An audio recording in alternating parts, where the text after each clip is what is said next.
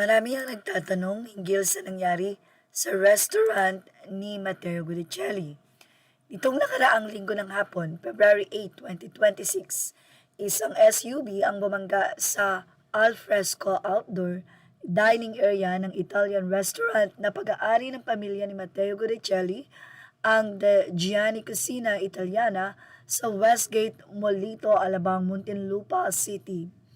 Ayon sa post ni Goricelli sa social media, bandang 4:00 ng hapon, nang mangyari ang insidente, ang alfresco area ay walang customers dahil umalis na rin ang mga bisita bandang 1:30 ng hapon, kaya lahat ng dinner ay ligtas or diner. May dalawang empleyado na nasa loob ng restaurant malapit sa pizza oven area noong nabangga ang SUV.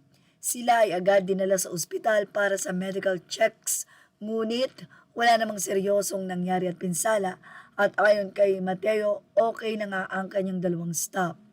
Walang customer ang nasaktan dahil wala silang kakanin o sa alfresco area noong araw ng insidente or walang kumakain or nagda-dine-in. Sa ulat ng pulisya, ang driver ay isang 72 anyos na babae mula sa Taguig. Ayon sa pulis, investigation na wala umano ang kontrol ng sasakyan dahilan upang ito ay sumalpok sa restaurant exterior. Sa karagdagang pahayag ni Mateo, iginiit niya na hindi lasing ang driver at maaaring napaniwala lamang at nagpanik kaya nabangga ang sasakyan.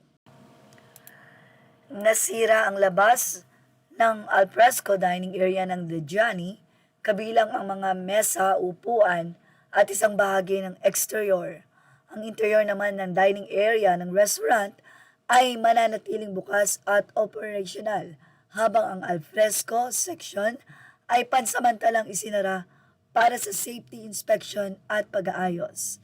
Matapos ang insidente, personal na nag-post si Matteo Guidicelli sa kanyang social media at nagpasalamat na walang nasaktan at lahat ay ligtas. Nagpaalala sa publiko na maging alerto at laging mabantay o mapagbantay sa paligid. Nagpasalamat din siya sa proteksyon ng Panginoon at sa mga nag-abala at nagbigay ng mga dasal at mensahe ng suporta.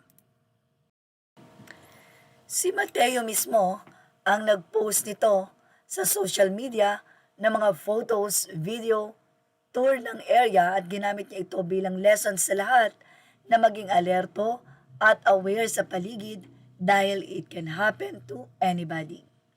At yan ang ating showbiz snap update. Images are all credit to the rightful owners. Please like, share, and subscribe. Thank you for watching.